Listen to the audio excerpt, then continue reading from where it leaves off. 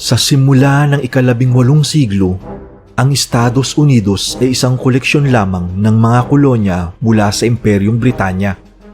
Pero ngayon, ito'y isang higanting militar, isang dambuhalang ekonomiya at isang kultura na kumakalat sa bawat sulok ng mundo. Paano ito nangyari? Paano ang isang dating kolonya ay naging superpower? Kung mahilig ka sa kasaysayan, imperyo at mga kwento ng kapangyarihan, mag-subscribe ka na at samahan ako sa pagtuklas ng kwento sa likod ng lakas. I-like mo na rin ang video kung gusto mo mas maraming ganitong content ang aking gawin.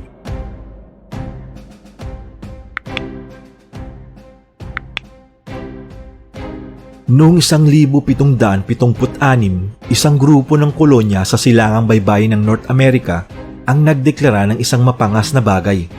Kalayaan mula sa pinakamakapangyarihang imperyo sa mundo, ang Great Britain. Iyon ang simula ng tinatawag na American Revolution. Hindi sila isang makapangyarihang hukbo, hindi sila mayayaman o eksperto sa digmaan. Pero tanga nila ang isang ideya, na ang tao ay may karapatang mamuno sa sarili niyang kapalaran. Lumaban sila at nagtagumpay. Sa labanan sa Yorktown, tuluyan nang natalo ang mga sundalong Briton. At sa mata ng mundo, isang bagong bansa ang ipinanganak, ang United States of America. Ngunit ang tagumpay sa digmaan ay hindi pa tagumpay sa lahat ng bagay. Sa loob ng kanilang bagong bansa, may mga bitak na agad bumuka. Ang Hilaga ay naging industrialisado, mga lungsod, pabrika at bagong teknolohiya. Ang Timog sa kabilang banda ay umasa sa alipin at mga plantasyon. Isang sistema ng produksyon na nakasalalay sa pagsasamantala sa milyon-milyong Aprikano. Habang patuloy na lumalawak ang Estados Unidos sa kanluran, bibili ng Louisiana mula sa France, kukunin ng Texas mula sa Mexico at aabot hanggang California, dala rin nila ang tanong, sa bagong mga lupain na ito, papayagan ba ang pagkaalipin? Ito ang naging apoy na unti-unting lumaki, taon-taon, dekada-dekada. Habang lumalaki ang bansa, lumalala rin ang tensyon. Nagkakaroon ng bangayan sa Kongreso, mga kompromiso, mga batas, lahat ng ito para lamang madelay ang hindi maiiwasang sagupaan.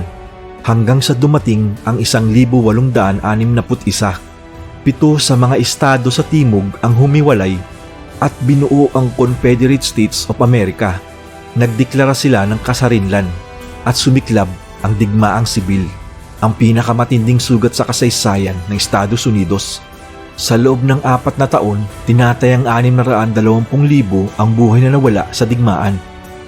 Magkakapatid, magkaibigan, magkapitbahay, nagpatayan sa ngalan ng prinsipyo at kapangyarihan. Ngunit sa dulo, nagwagi ang Hilaga. At sa ilalim ng pamumuno ni Pangulong Abraham Lincoln, pinirmahan ang Emancipation Proclamation. Ipinagbawal ang pagkaalipin sa buong bansa. Ngunit hindi lang ito digmaan para sa mga batas. Ito ay digmaan para sa kaluluwa ng isang bansa. Isang laban para sa pagkakaisa, para sa pantay na karapatan, at para sa muling pagtayo mula sa abo ng pagkakahati. Mula sa mga abo ng digmaan, isinilang ang isang mas pinatibay na Amerika. Pagod, sugatan, ngunit buo. At ngayon, handa na silang harapin ang mundo. Hindi na lamang bilang isang eksperimento sa demokrasya, kundi bilang isang bansang may pangarap na lumawak, yumaman at mamuno.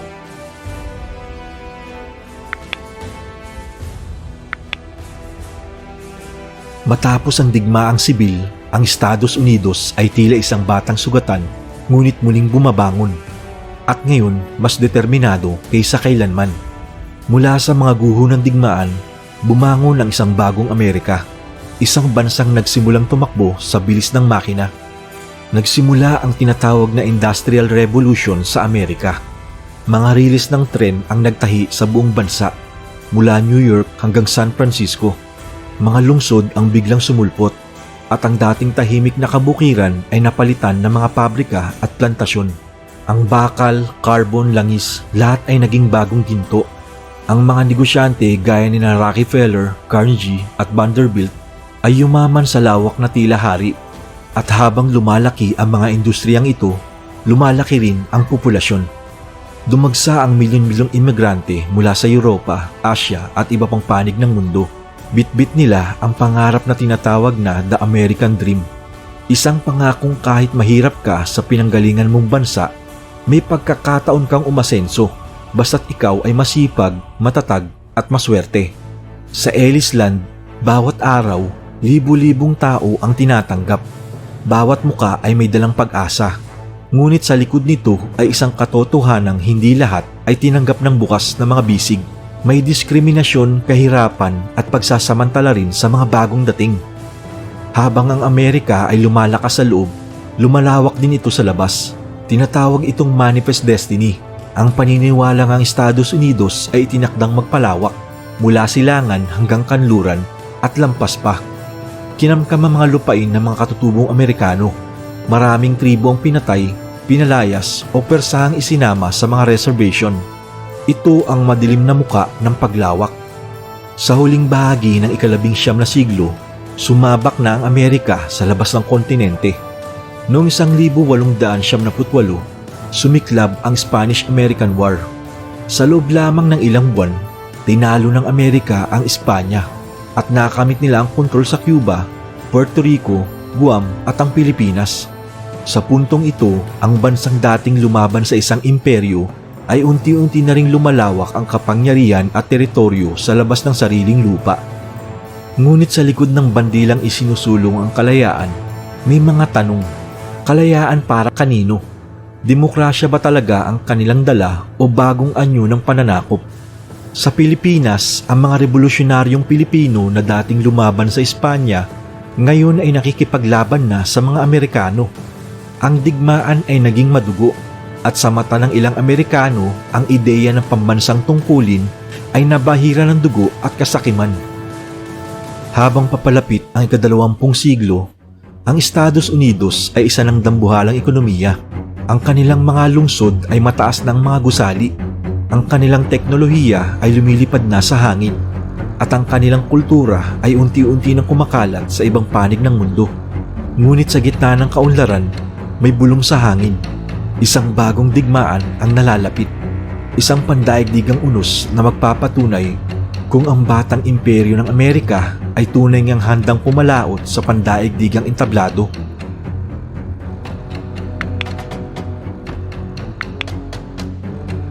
Sa pagpasok ng ika-20 siglo, tahimik ang Amerika sa mata ng mundo.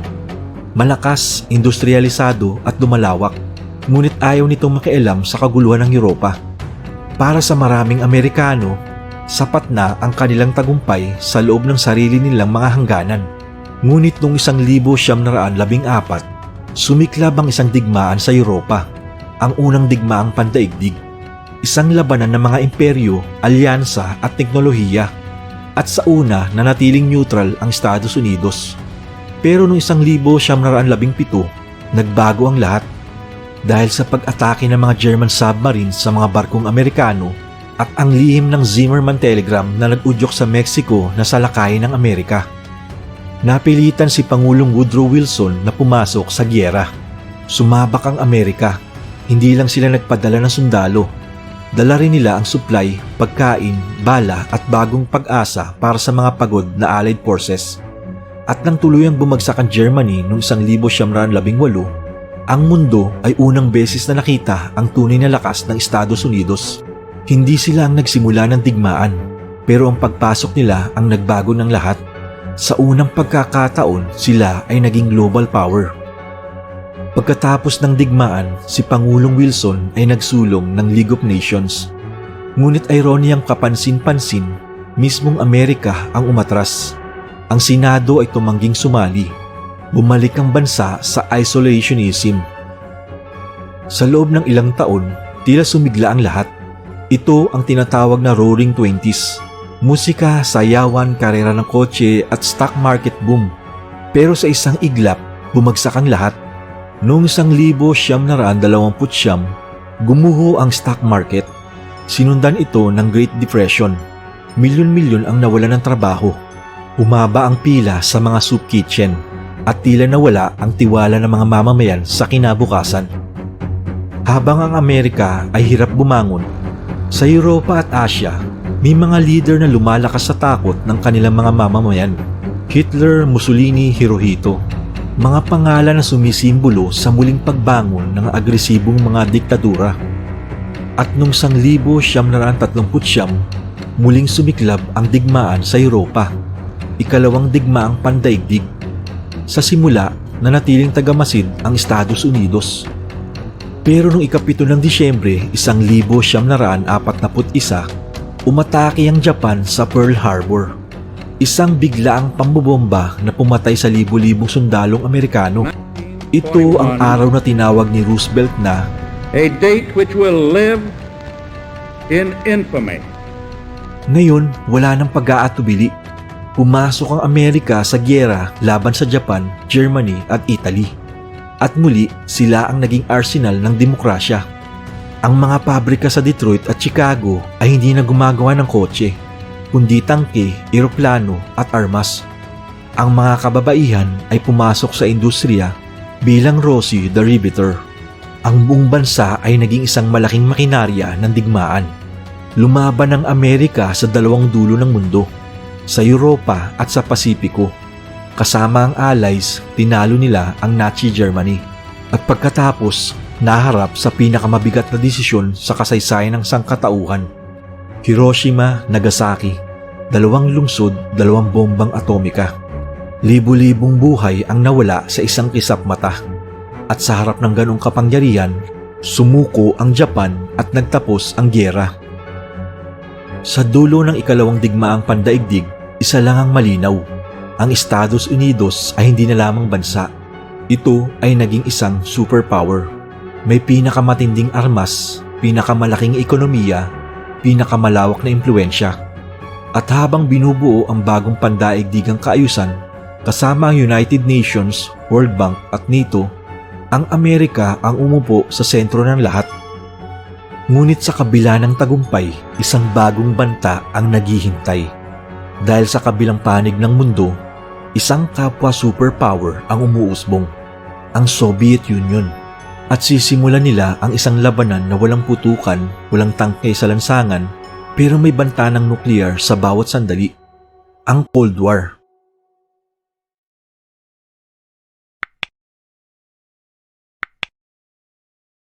Natapos na ang ikalawang digmaang pandaigdig. Ang mga lungsod ng Europa ay durog. Ang mga imperyo ng Britanya, Pransya at Ulanda unti-unting nawawala. Ngunit sa gitna ng mga abo, 2 bansa ang tumindig. 2 magkaibang mundo, ang Estados Unidos at ang Soviet Union. Isang tunggalian na walang direktang labanan, pero punong-puno ng banta, espionage at ideolohiya, ang tinawag na Cold War. Sa isang panig, demokrasya at kapitalismo. Sa kabila, komunismo at otoritarianismo. Hindi ito giyerang may trench o sundalong nagtatagpo sa gitna ng bukid. Ito'y digmaan ng impluensya, teknolohiya at takot. Ang Amerika laban sa USSR. Nagpaligsahan sa lahat ng bagay. Sino ang unang makakarating sa buwan? Sino ang may mas maraming armas nuklear? Sino ang may mas maraming kaalyado?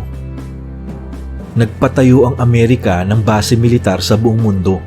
Nagtatag sila ng mga alyansa, NATO, SEATO, CENTO. At kung saan hindi pwedeng pumasok ang mga sundalo, pumasok ang Hollywood, Coca-Cola at rock and roll. Habang ang mga komunistang bansa ay nagpapalaganap ng revolusyon, ang Amerika ay nagsusulong ng liberty at free market. Pero hindi laging malinis ang kanilang kamay. Sa Vietnam, libo-libong sundalong Amerikano ang ipinadala para labanan ang komunismo. Pero sa halip na tagumpay, natamo nila ang matinding pagbatikos at trahedya. Isang digmaang hindi nila lubos na nauunawaan at sa huli, umatras sila. Bigo, sugatan at binatikos sa sarili nilang bayan. Sa Latin America at Africa, sinuportahan ng Amerika ang ilang diktador kapalit ng anti-komunistang paninindigan. Sa likod ng mga talumpating puno ng kalayaan, may mga rehimeng lumabag sa karapatang pantao, pero sinawalang bahala basta hindi pula. Habang patuloy ang tensyon, nagsimula ang arms race. Parehong panig ang nagtayo ng libu-libong armas nuklear. Isang maling pindot lang ng buton ay pwedeng burahin ang mundo. Sa harap ng ganitong panganib, sumulpot ang konsepto ng mutually assured destruction, ang ideyang walang panalo sa digmaang nuklear. kaya't kailangang umiwas dito sa lahat ng paraan. Ngunit hindi lang armas ang labanan, pati ang teknolohiya at pangarap. Noong 1969, pinatunayan ng Amerika ang kanilang kakayahan. Isang astronaut ang tumapak sa buwan at sa harap ng bilyong nanonood sa TV, sinabi ni Neil Armstrong, It's one small step for man, one giant leap for mankind. habang lumilipas ang mga dekada, unti-unti ring humihina ang kalaban. Ang ekonomiya ng Soviet Union ay bumagsak, ang kanilang mga mamamayan ay pagod, at sa ilalim ng pressure mula sa labas at protesta sa loob, bumagsak ang isa sa mga pinakatanyag na simbolo ng Cold War, ang Berlin Wall. Taong 1991, isang makasaysayang taon, bumagsak ang Soviet Union. Humiwalay ang mga republikang Soviet at ang ideolohiya ng komunismo na minsang kinatatakutan sa buong mundo ay nabigo sa harap ng krisis, utang at galit ng mamamayan. Sa unang pagkakataon sa kasaysayan, iisa na lang ang superpower, ang Estados Unidos. Ngunit habang ang bandila ng Amerika ay tila iwinawagayway sa buong mundo, may mga tanong na dahan-dahang sumusulpot. Ano ang magiging papel ng Amerika kung wala ng kaaway? Ano ang kahulugan ng pagiging superpower sa isang mundong mas magulo, mas konektado at mas komplikado?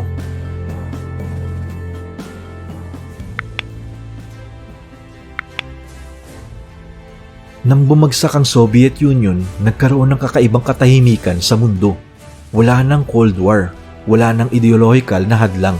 At sa unang pagkakataon sa kasaysayan ng modernong daigdig, iisa na lamang ang superpower, ang Estados Unidos. Sa panahong iyon, maraming naniniwala. Ito na ang simula ng Pax Americana, ang kapayapaang pinangungunahan ng Amerika.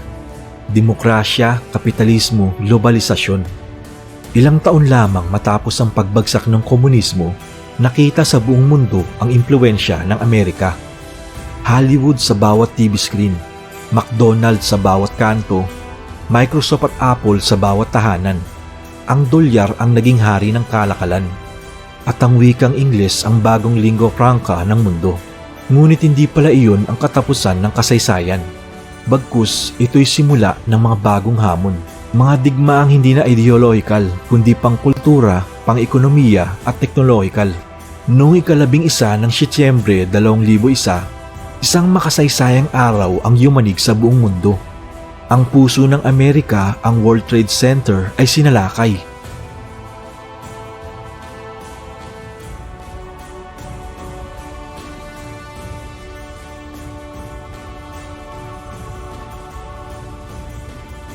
Sa ilalim ng bandila ng seguridad at katarungan, pinasok ng Amerika ang Afghanistan.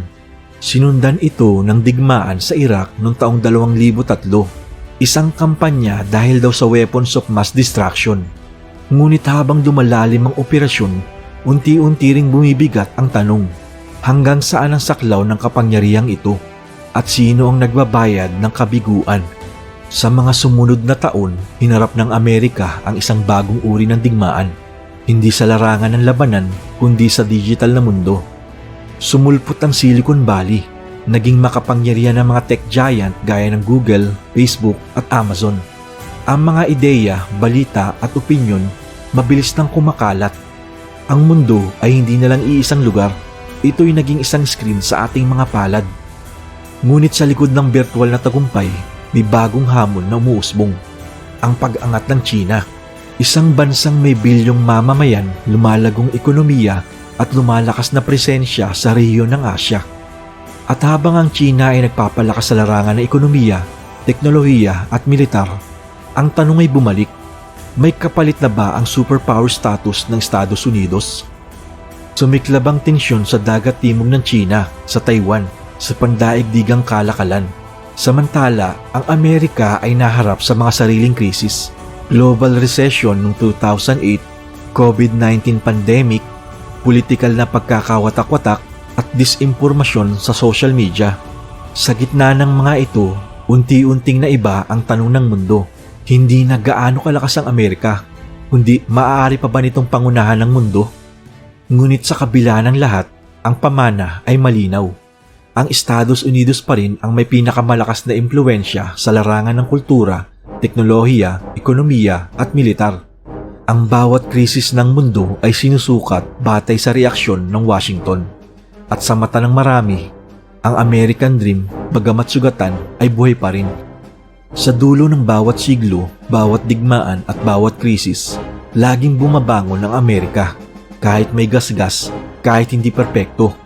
At sa kasalukuyang yugto ng kasaysayan, isa lang ang malinaw. Ang pagiging superpower ay hindi lamang tungkol sa lakas, kundi sa kakayahang humarap sa mga tanong ng sarili mong panahon. Mula sa pagiging isang kolonya, naging isang republika. Mula sa isang bagong bansa, naging isang industrialisadong lakas. At mula sa paglahok sa digmaan, naging tagapagbago ng pandaigdigang kasaysayan. Ang Estados Unidos ay naging superpower dahil sa kombinasyon ng mga salik. Matatag na ideolohiya, mabilis na industrialisasyon, tagumpay sa dalawang pandaigdigang digmaan, panalo sa Cold War, at pamamayani sa teknolohiya at kultura. Ngunit higit sa lahat, dahil sa kakayahan nilang bumangon sa bawat krisis, mula Civil War, Great Depression, Pearl Harbor, 9/11 hanggang pandemya. Ang pagiging superpower ng Amerika ay hindi isang kwento ng perfection, kundi kwento ng pag-angkin sa kapalaran, pagtatama ng landas, at pagpupunyagi sa gitna ng gulo. Kung may natutunan ka sa buong seryeng ito, huwag kalimutang i-like ang video, i-share sa kapwa history lovers, at mag-subscribe para sa mas marami pang kwento ng imperyo, digmaan at kapangyarihan. Ito ang kasaysayan sa likod ng lakas.